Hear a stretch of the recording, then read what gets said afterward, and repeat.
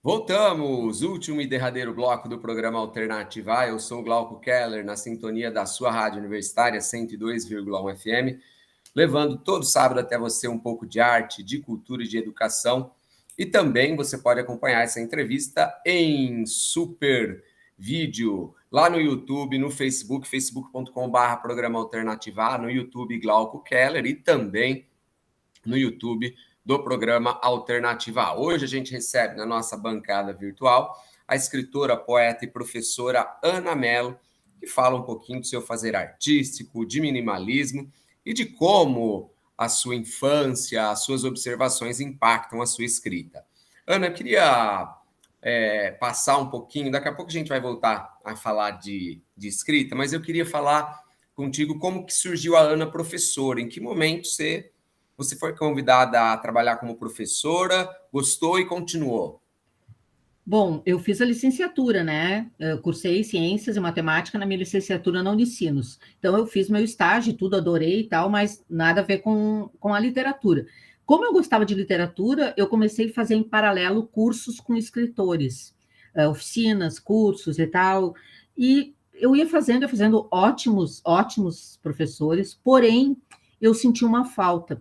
Eu senti que esses escritores que davam aula, que eles não eram professores, né, eram só escritores, eles falavam muito da sua experiência, contavam muita coisa, mas eles não tinham uma estrutura de textos e uma estrutura que organizava esse conhecimento para passar para os alunos, passar para os alunos. Então a gente saía da oficina, eu escrevi, ele comentou, mas eu não tinha referências literárias, eu não tinha um roteiro assim para seguir sobre o assunto que eu estava fazendo. Por exemplo, fazer uma oficina de crônicas, eles citarem os melhores livros de crônicas, qual é o básico para começar a fazer uma crônica, sei lá, exemplos assim. Daí eu digo, um dia eu quero fazer uma oficina, né, quando eu tiver mais experiente na literatura, né? Eu quero fazer uma oficina que tenha, assim, que seja uma oficina mesmo, que dê tipo um roteiro para o aluno, né? E que dê bastante referências e que traga livros, porque era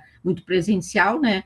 E aí, comecei a fazer isso, aconteceu oportunidade, assim, de me chamarem para falar sobre minicontos, e eu também conheci o Marcelo Spalding, que é o professor dono da Metamorfose, né, através de um site que ele tinha que publicava minicontos.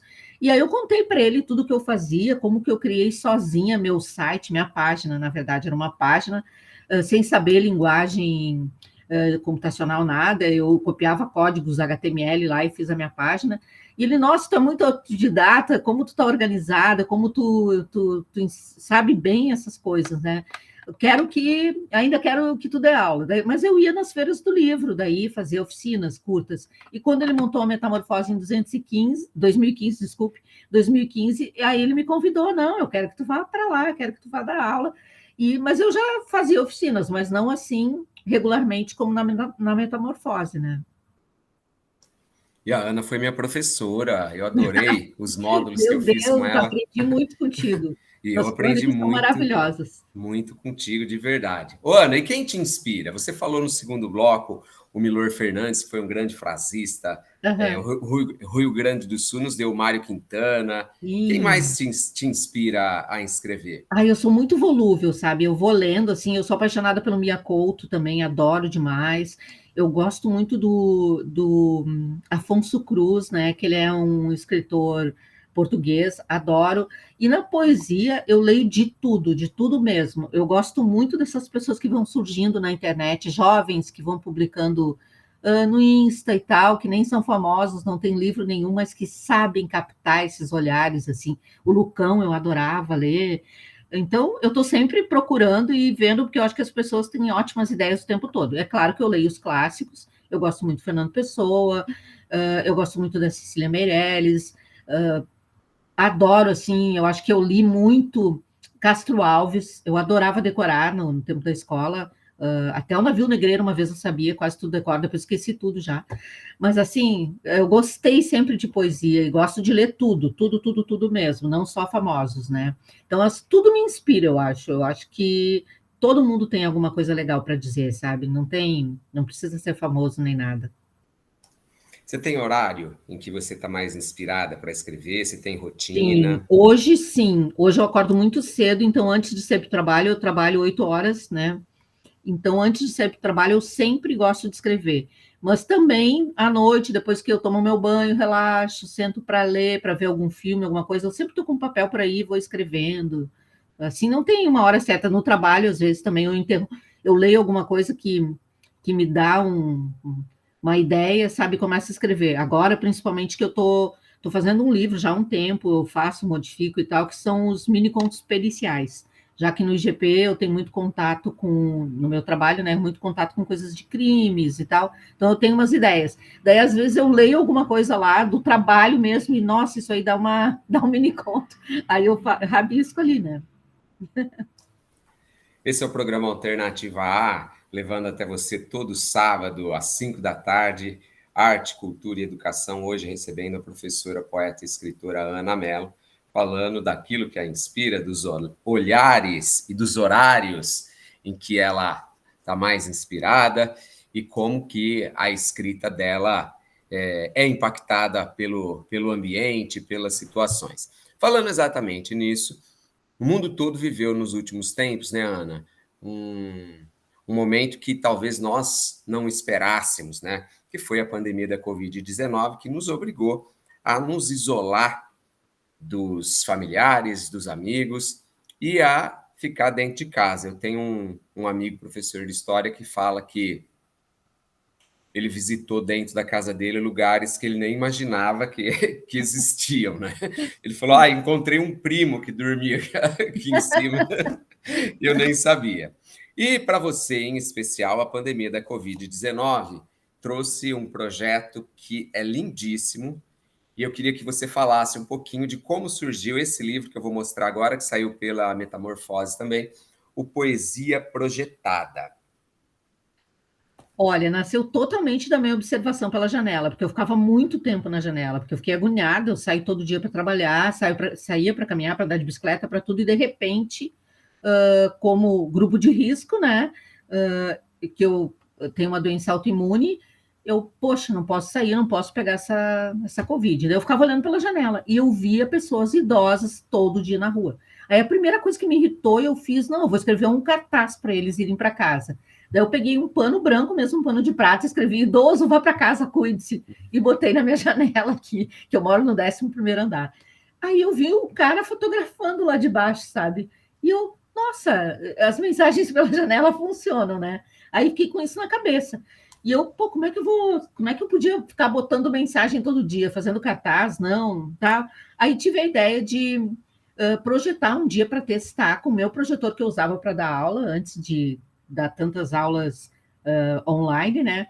Botar meu projetor na janela e projetar num prédio que tem aqui do lado, que fica uma distância razoável, para ver como é que ficava. E aí, assim que eu coloquei um poema ali para ver como é que ficava, os meus vizinhos pelo WhatsApp do prédio comentaram: que legal, Ana, tu que tá colando poesia na janela. E eu, nossa, isso vai dar bom.